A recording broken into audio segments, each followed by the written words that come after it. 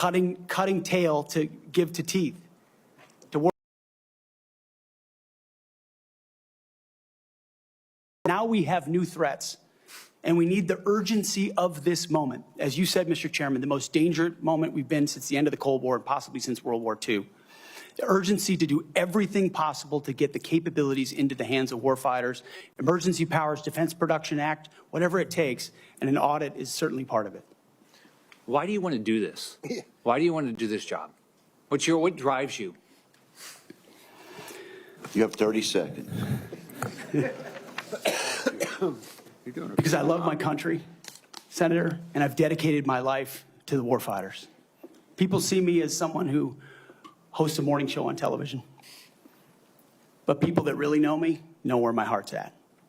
It's with the guys in this audience who've had my back, and I've had theirs. We've been in some of the darkest and most difficult places you can ever be in. You come back a different person. And only by the grace of God am I here before you today. I'm doing this job for them, for all of them. Thank you, Mr. Hegseth. Senator Warren. Thank you, Mr. Chairman. And Mr. Hegseth, thank you. Thank you for your service. So if you're confirmed as Secretary of Defense, you will oversee our military, including about 250,000 women who currently serve on active duty in the Army, the Navy, the Air Force, the Space Forces, and the Marines.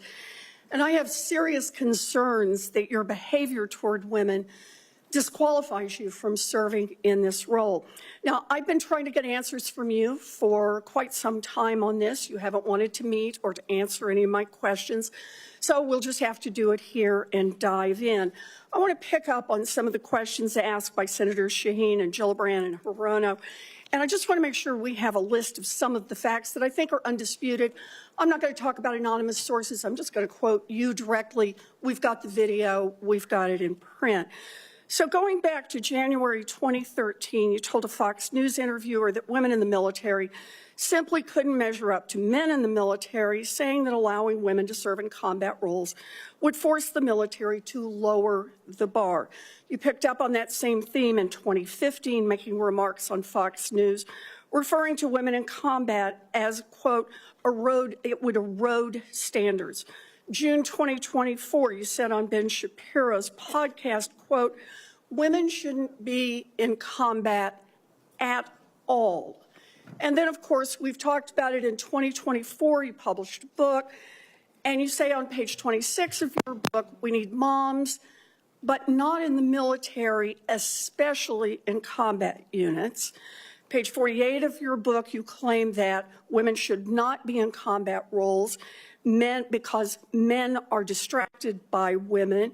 And then 10 weeks ago, you appeared on the Sean Ryan show and said, I'm straight up just saying we should not have women in combat roles. Now, I presume you recall making all these statements?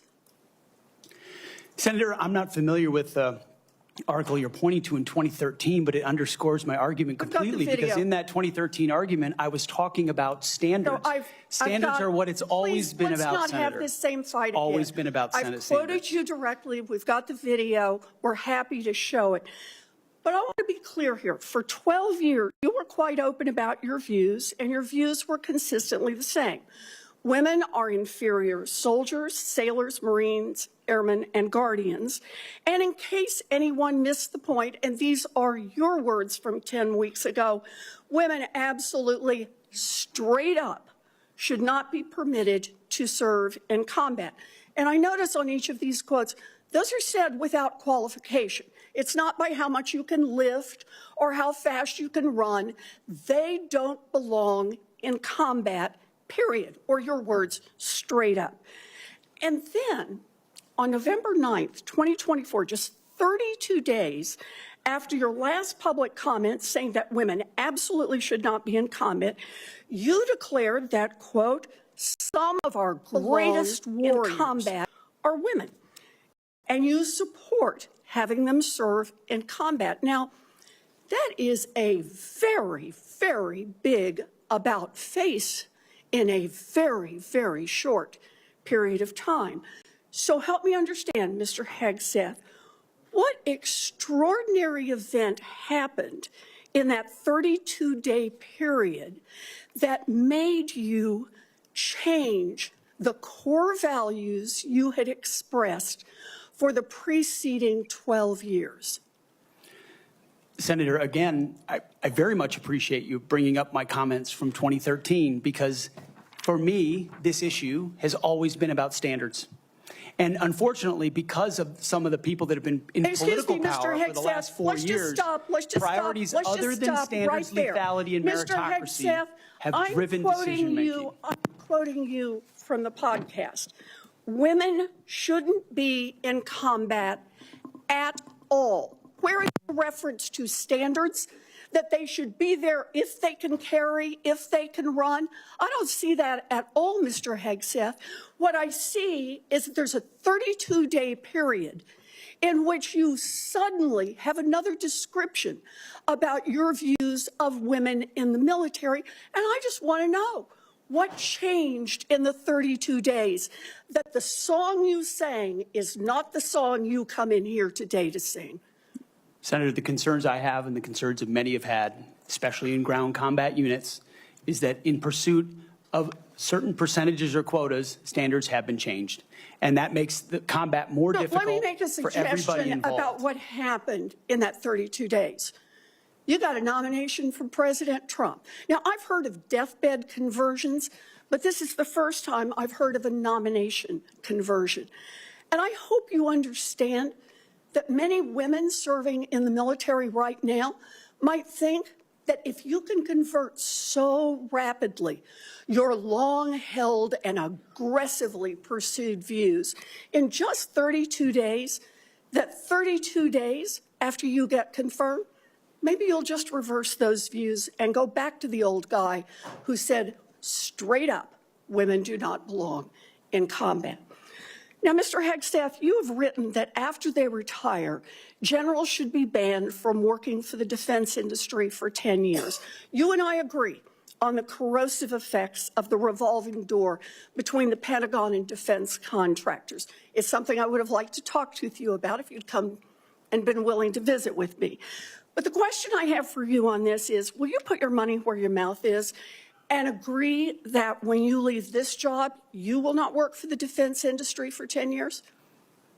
Senator, it's not even a question I've thought about, because it's not about one it right now.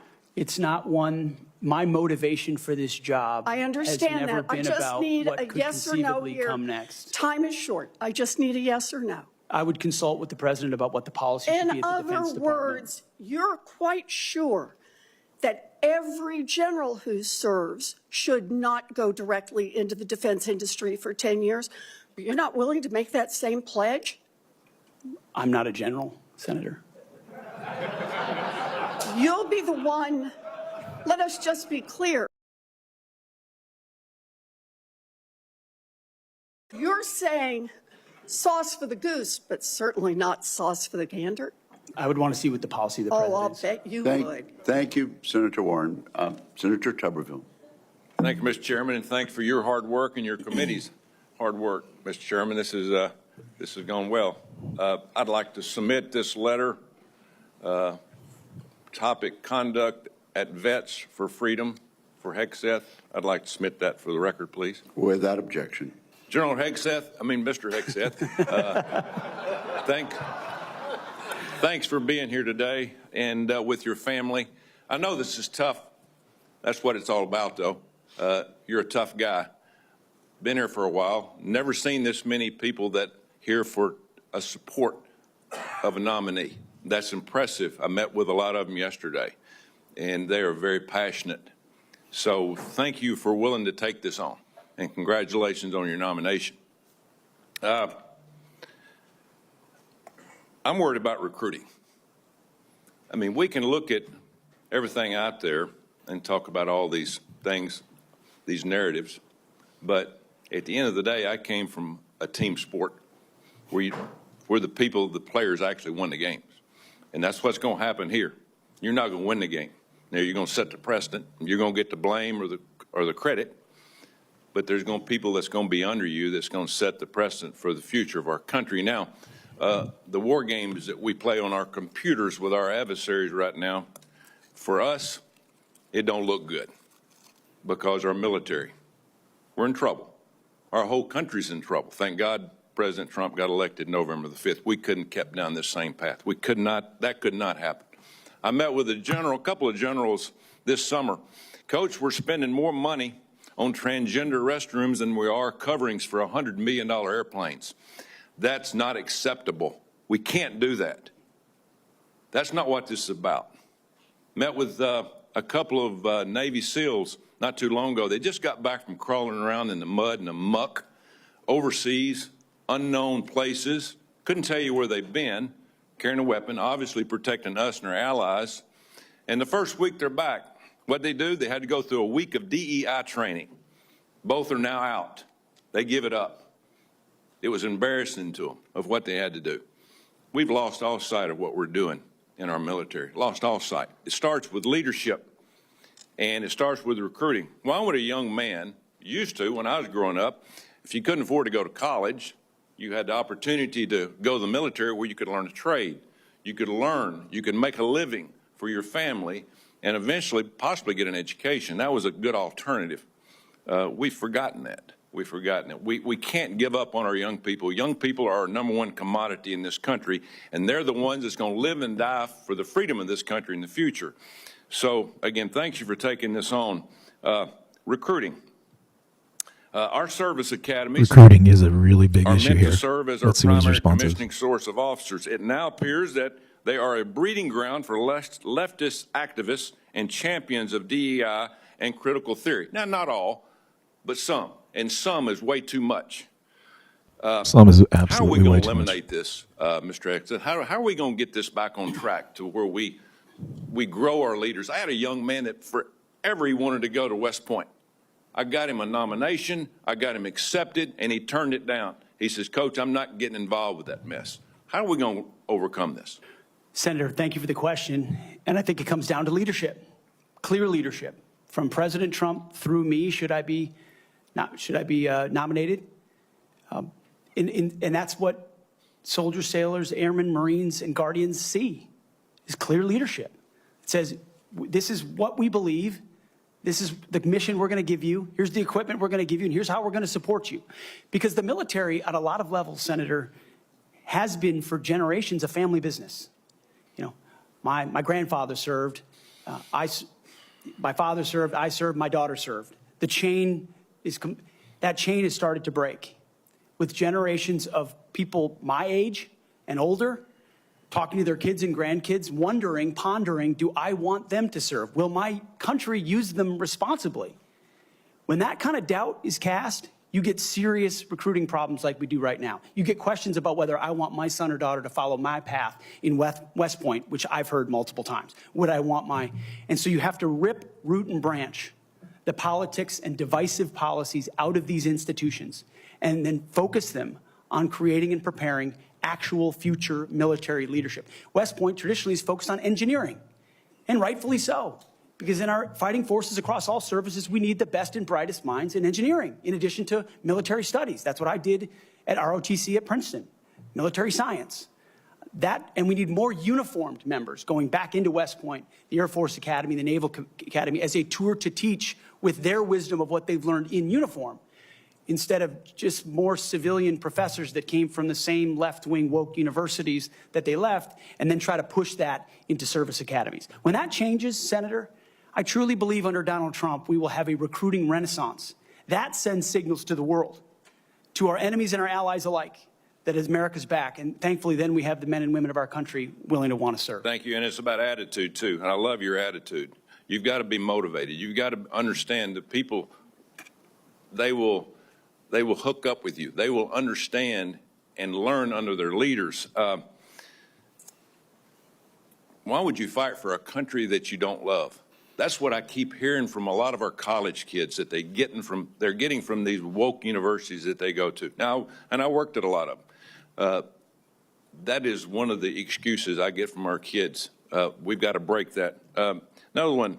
According to the Pentagon, between 2001 and 2024, the number of civilian employees in the Office of the Secretary of Defense has nearly doubled from 1,500 to 3,000. Civilians on Joint Chiefs has increased from 191 to almost 1,000. Our military end strength goes down. Our staff numbers are exploding. What are you going to do about that? Senator, we're going to address that. We won World War II with 7 four-star generals. Today we have 44 four-star generals. There's an inverse relationship between the size of staffs and victory on the battlefield. We don't need more bureaucracy at the top. We need more warfighters empowered at the bottom. So it's going to be my job working with those that we hire and those inside the administration to identify those places where fat can be cut so it can go toward lethality. Thank you, Senator Tuberville. Senator Peters. Thank you, Mr. Chairman. Mr. Hegseth, welcome to this committee. Thank you. You know, we have far too much partisanship in our country right now. I think it's eating away at the fabric of what has always made this country great, about bringing people together from all sorts of backgrounds, all sorts of experiences. And we know that in our motto, together as one, we are strong.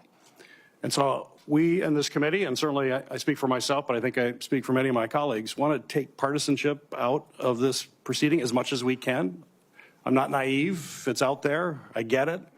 But we've got to try to take that out. And I want you to know that as a member of this committee, I have voted in a bipartisan way for secretaries of defense. I voted for 2. Yeah, Lucinda, tell us exactly more about that. Saying this man has no character for any position in the government, not competent to be associated with our government. During that 4-year period. So we want to keep that in mind as to what we might see in this coming administration. But I voted, and we voted by a big margin. Austin, thanks for the input there. As well. But it's interesting how having an opportunity to one get side to or the know other the the person perspectives and are on this. understand their qualifications and understand the standards. You know, I made repeated And if you guys want to requests watch to meet with the you prior to this full meeting. screen view of it, I added in the pinned chat a link to the full screen view that you can check out as well. That I was happy to vote for. So we've got this streaming kind of in the vertical view for folks that are on mobile on the go, and then also horizontal Was there a if you reason want to you get a were fuller view of afraid it. to have one-on-one So just check out meetings the pinned with chat some of my if you want. colleagues before the hearing? To look at it there. Senator, I know there was a great deal of outreach to multiple offices. Schedules get full. There's a lot going on. I was ready. And I welcome the opportunity, I was pending ready. my schedule, to have an opportunity to sit down. I was ready. It would have been so much better to have that opportunity to talk beforehand. I think that's a big mistake, and it doesn't set us on a good course when you refuse to meet with people and have a professional conversation about the huge challenges that we face at the Department of Defense. My colleagues, the folks who introduced you and others, the chairman has mentioned about the management of the DoD as a concern, cost overruns, delays on weapon systems.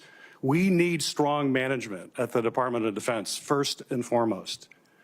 Have someone who's going to grab the reins and give the taxpayers value for having the most lethal fighting force in the world that defends freedoms, but we've got to do it in an efficient way. I've heard about the jobs you've had in the past. Let's just talk about qualifications. I know you had 2 previous positions. How many people reported to you in those positions? Senator, at Vets for Freedom, we were a small upstart. Our focus was Just the number, working please. on Capitol Hill, going back to the battlefield, Just the number. warfighters. Just the number, please. We probably had 8 to 10 full-time staff and lots of volunteers. So you had 8. Has there been any other? We've heard about the 2, and certainly there's been a lot of talk about the mismanagement, et cetera, et cetera. I'm just curious. I won't go into that. Just curious. So you had 8 there. What's the largest number of people you've ever supervised or had in an organization in your career? Not 3 million. Senator. No, I don't expect that. Very few people have ever had that experience. But how many? It's a straight up question. I think we had over 100 full-time staff at Concerned Vets for America, roughly, with thousands of volunteers. So 100 people. I was also a headquarters company commander, which would have been Okay, that's fine. a couple of hundred. Couple- Nothing remotely near the size of the Defense Department. Right. I would acknowledge that. Actually, Senator. not remotely near even a medium-sized company in America, let alone a big company in America, especially a major corporation. And we're hiring you to be the CEO of one of the most complex, largest organizations in the world. We're the board of directors here. I don't know of any corporate board of directors that would hire a CEO for a major company if they came and said, you know, I supervised 100 people before. They'd ask you, well, what kind of I mean, experience you did can have? have We need made this innovation. argument about Can you Barack give me an Obama experience that or your he actual did not have experience any of experience driving actually leading innovation in an people, and he came organization? into office Give as a me an senator without example of any where real you have done leadership that. My goodness, experience, and Senator, yet absolutely. At looks like he Concerned was cut Veterans out for for the America, job. we There's a created difference Fixing between potential Veterans Healthcare and then Task Force, a experience if he bipartisan has task force that the never been right done before, grounding, the right to principle create behind policy, it. to drive policy change on Capitol Hill that organizations fought ferociously against. We got the VA Accountability Act passed and the Mission Act passed in a way that a nonprofit Yeah, Ben, of our size I like your last name, organization Ben. has never done. And Thank you. that's I'm sure testified in all a the lot of these letters. senators not only got I mean, money, but okay, they're I have limited time. Thank you for that. Give me an example of where they're you've trading driven on this down stuff, so they costs. need the I've heard Raytheon and other, examples that Senator Blumenthal other gave. insider trading The info cost to was a keep real going. They problem don't want for to you get called out on in your that stuff, so they need the system to 50-person operate as is. organization And I appreciate the that you folks that have actually given the live raised a a like. lot less than what you actually spent. Did you drive costs down? If in a 50-person organization, let me tell you, we've got to drive costs down dramatically in an organization of 3 million people and hundreds of billions of dollars. You don't have that experience that you can talk about. To me, this is, or acquisition reform. Acquisition reform, you bring that up. Have you had experience in acquisition reform? I've written about and studied on acquisition reform. Have you for quite actually some done time. it? Because what we need in the hands of our warfighters better change because we're not doing it well right now. It better, and we need people who have experience actually doing that. You know, you talk about standards. Again, I'm going to go back to CEO of the most complex organization in the world. I don't think there's a board of directors in America that would hire you as a CEO with the kind of experience you have on your resume. You talk about standards. You talk about raising or low, that we have a problem of standards in the DOD, and we have to raise standards for the men and women who serve. Do you think that the way to raise the minimum standards of the people who serve us is to lower the standards for the Secretary of Defense? That we have someone who has never managed an organization more than 100 people is going to come in and manage this incredibly important organization and do it with a professionalism and has no experience that they can tell us that they have actually done that? I have real problems with that. This is not about other issues that are brought up. They're all very important. I'm just about trying to get things done, managing efficiently, and having the best people who have demonstrated that in a large organization. And I'm sorry, but I don't see that in your background. There are a lot of other things you can do very well. You're a capable person, but you have not convinced me that you're able to take on this tremendous responsibility with a complex organization and having little or no significant management experience. Senator, I'm grateful to be hired by one of the most successful CEOs in American history, should I be confirmed. Mr. Hegseth, it seems to me that you've supervised far more people than the average United States senator supervises typically.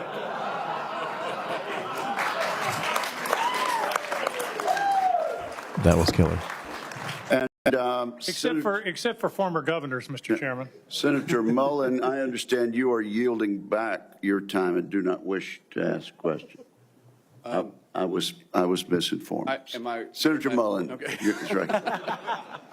Caught me totally off guard there. I'd like to submit for the record signatures by 32 members of the House of Representatives who are veterans. The signatures call on the Senate to honor the constitutional duty of advise and consent by conducting a fair, thorough confirmation process that evaluates his nomination solely on the substance and merits. His distinguished military service, academic credentials, and a bold vision for revitalizing the national defense. I ask unanimous consent to enter into the record. Without objection.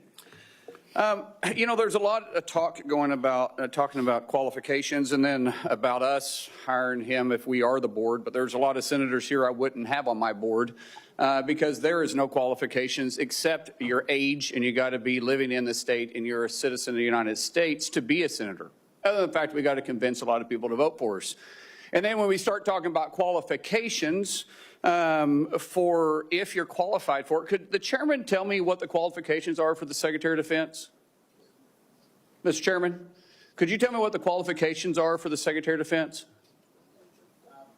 I'd be happy for I'll read it. for you to do Yeah, that. yeah. let me read it for you because I Googled I it. was getting some advice from I my understand second that. in command. Yeah, but I'm just making a point because there's a lot about qualifications. And I think it's so hypocritical of senators, especially on the other side of the aisle, be talking about his qualifications, not being able to lead the secretary or be the Secretary of Defense, and yet your qualifications aren't any better. You guys aren't any more qualified to be the senator than I'm qualified to be the senator, except we're lucky enough to be here.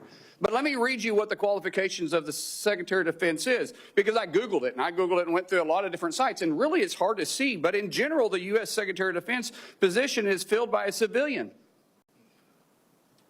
That's it. If you have served in the U.S. Army Forces and have been in the service for, you have to be retired for at least 7 years, and Congress can weigh that. And then there's questions that the senator from Massachusetts brought up about serving on a board inside the military industry, and yet your own secretary that you all voted for, Secretary of Austin, we had to vote on a waiver because he stepped off the board of Raytheon. But I guess that's okay because that's a Democrat Secretary of Defense. But we so quickly forget about that. And then Senator Kaine, or I guess I better use the senator from Virginia, starts bringing up the fact that what if you showed up drunk to your job? How many senators have showed up drunk to vote at night? Have any of you guys asked them to step down and resign from their job? And don't tell me you haven't seen it because I know you have. And then how many senators do you know have got a divorce before cheating on their wives? Did you ask them to step down? No. But it's for show. You guys make sure you make a big show and point out the hypocrisy because the man's made a mistake. And you want to sit there and say that he's not qualified? Give me a joke. I mean, it is so ridiculous that you guys hold yourself as this higher standard and you forget you got a big plank in your eye. We've all made mistakes. I've made mistakes. And Jennifer, thank you for loving him through that mistake. Because the only reason why I'm here and not in prison is because my wife loved me too. I have changed, but I'm not perfect. But I found somebody that thought I was perfect. And for whatever reason, you love Pete, and I don't know why. But just like our Lord and Savior forgave me, my wife's had to forgive me more than once too, and I'm sure you've had to forgive him too. And so thank you. So before I go down this rabbit hole again, tell me something about your wife that you love. She's the smartest, most capable, loving, humble, honest person I've ever met. In addition to being incredibly beautiful. Don't forget about your kids. I'm supposed to talk about my kids? No, well, she's also the mother. Oh, an amazing mother. Yes. Of our blended family of 7 Brother, kids. I'm pulling you which love along. her. I'm trying to help you here. You know, do you believe that you're going to be running the Secretary or the Department of Defense by yourself? Senator, absolutely not. Just as President Trump is assembling his cabinet, I look forward and already am in the process of building one of the best possible teams you can imagine with decades and decades of experience outside of the Pentagon, driving innovation and excellence, and also inside the building, knowing how to make it happen. Yes, sir. So, in your organizations that you did have the privilege of running, did you have a board that you... In both organizations, we had a board, yes. Okay, and what did you do with that board? What kind of decisions did you make with them? Those boards provided oversight and insight into decision-making. They all have special, unique sets that maybe filled gaps that you're not the expertise in? Yes, sir. So do you believe you're capable of surrounding yourself with capable individuals that you're going to be able to run those same ideas by and surround yourself with people that are smarter and better equipped in maybe areas that you don't necessarily carry those expertise with? Senator, the only reason I've had success in life, to include my wonderful wife, is because of people more capable around me and having the self-confidence to empower them and say, hey, run with the ball. run with the football, take it down the field. We'll do this together. I don't care who gets the credit. And in this case, that's how the Pentagon will be run. Let's end with this, Mr. Chairman, about the qualifications.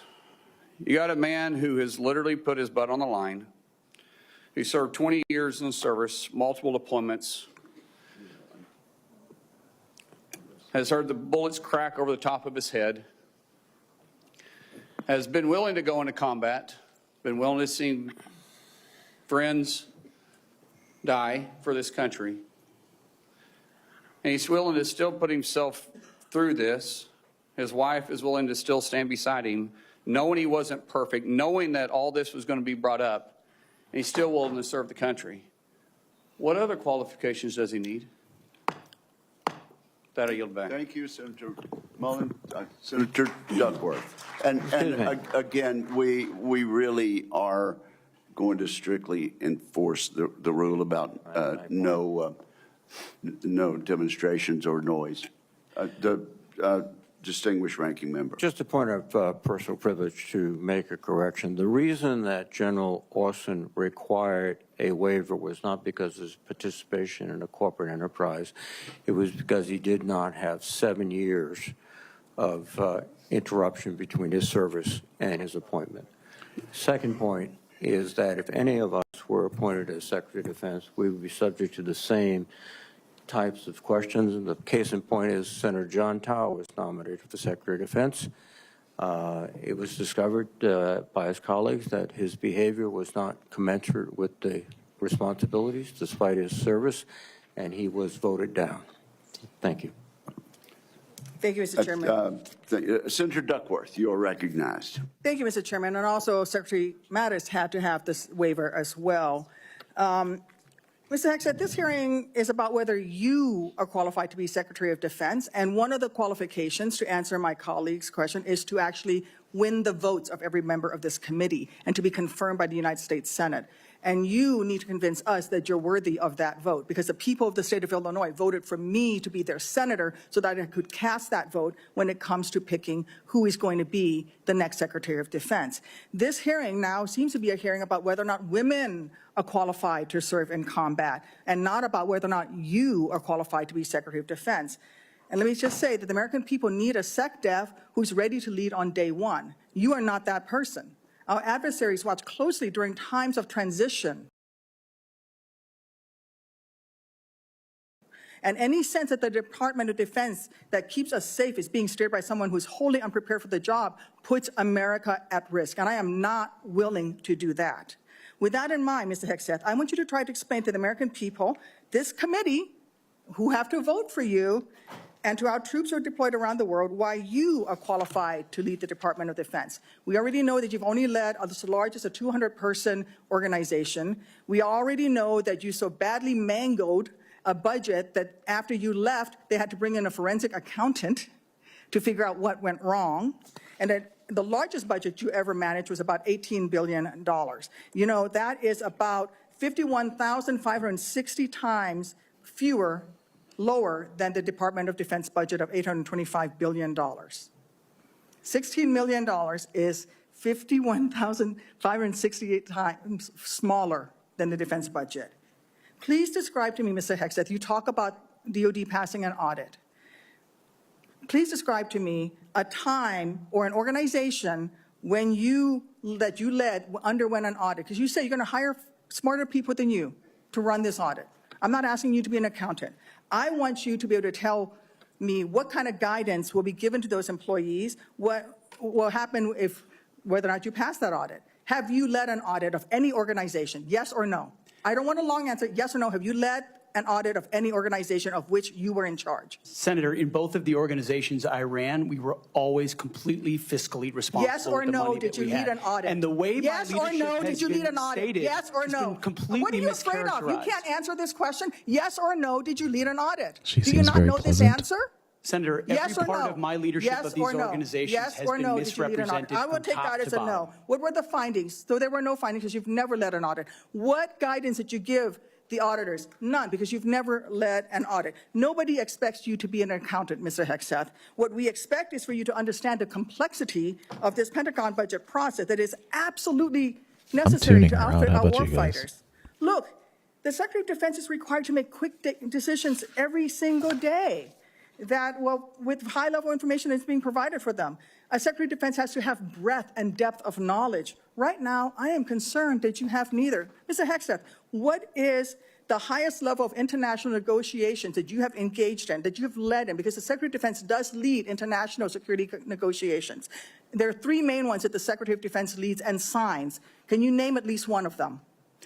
Could you repeat the question, Senator? Sure. What is the highest level of international security agreement that you have led?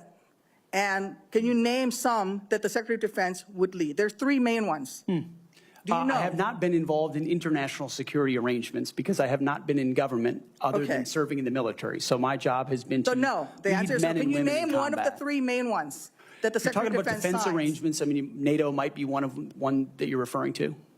Status of Forces Agreement would be one of them. Status of Forces Agreement. I've been a part of teaching So- about Status of Forces Agreements. But you don't inside remember to Afghanistan. mention it? You're not qualified, Mr. Hegseth. You're not qualified. You talk about repairing our defense industrial complex. You're not qualified to that. You could do acquisition and cross-servicing. You can't even mention that. You've done none of those. You talked about the Indo-Pacific a little bit, and I'm glad that you mentioned it. Can you name the importance of at least one of the nations in the ASEAN, and what type of agreement we have with at least one of those nations? And how many nations are in ASEAN, by the way?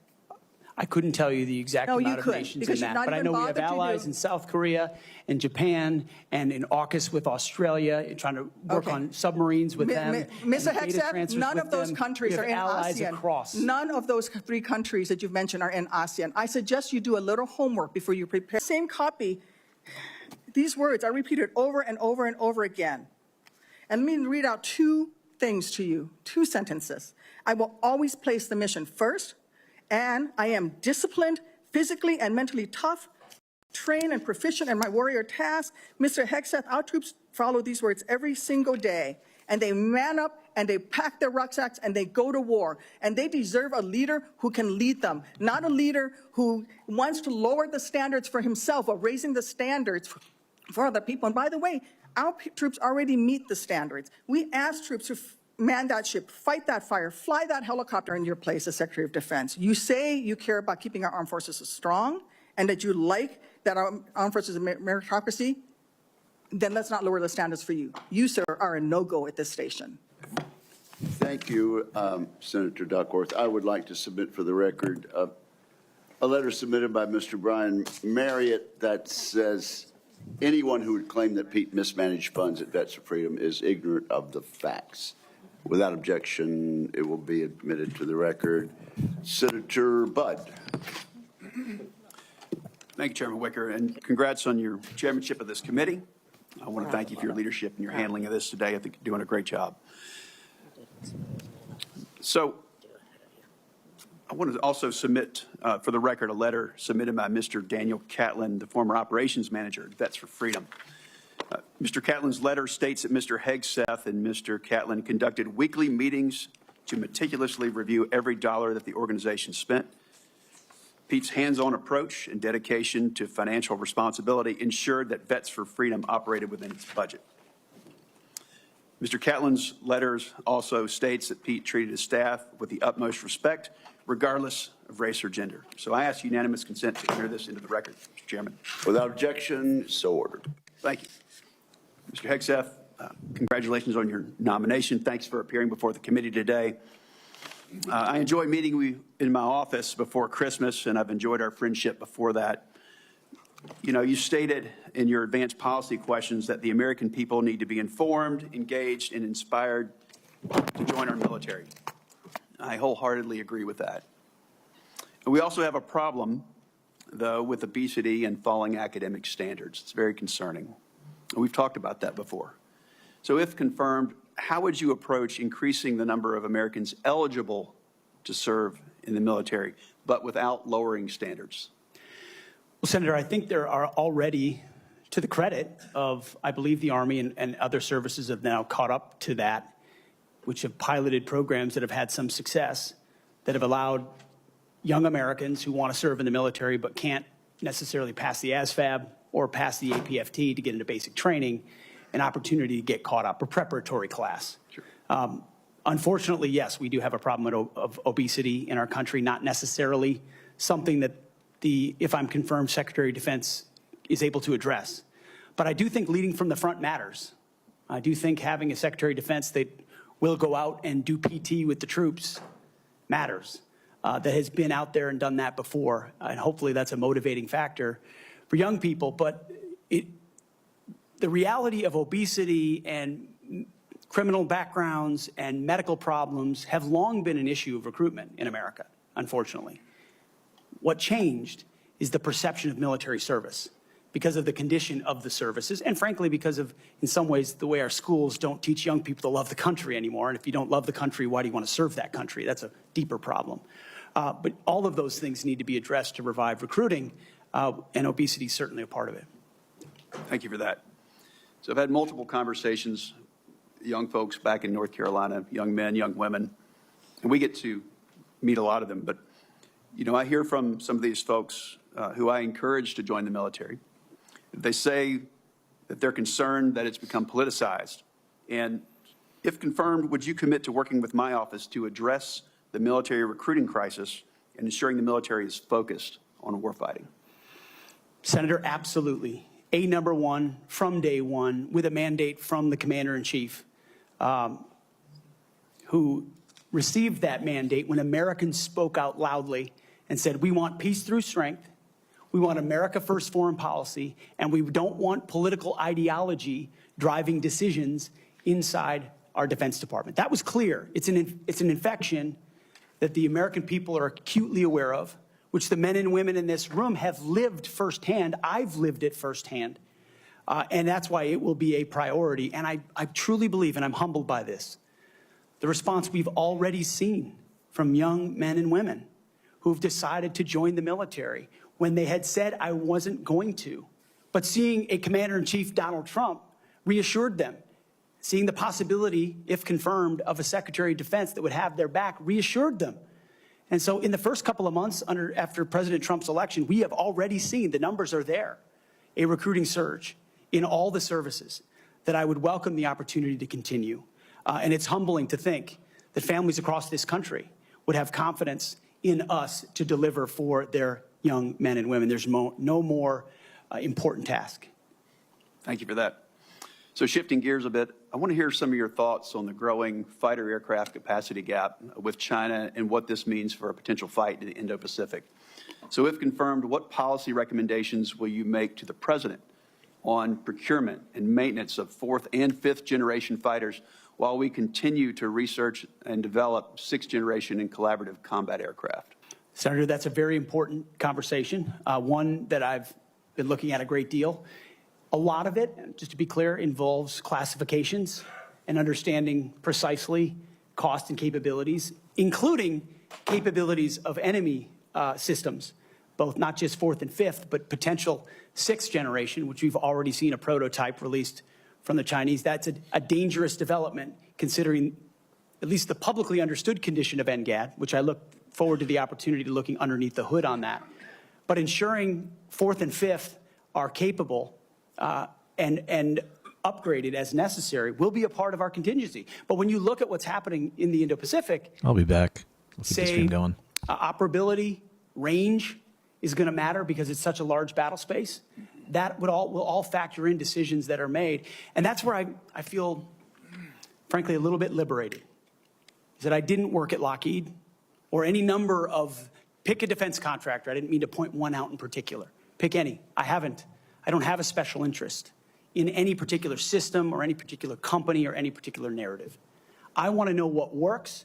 I want to know what defeats our enemies, what keeps us safe, what deters them, what keeps our enemies up at night. Whatever that is, I want more of it, and I want to invest in it.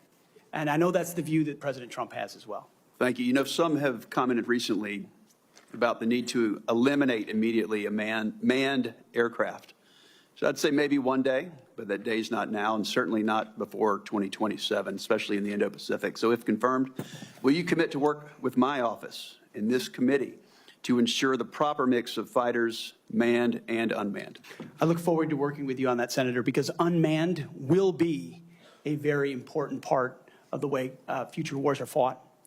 Just the idea of survivability for a human being drives cost and time in ways that unmanned systems do not. But I look forward to that conversation. Senator. Thank you, Senator Budd. I now recognize Senator Reed for a unanimous consent request. Mr. Chairman, I would ask unanimous consent that 2 letters be submitted for the record. One letter is signed by numerous organizations, including the Government Accountability Project, the other signed by several organizations, including the Truman National Security Project.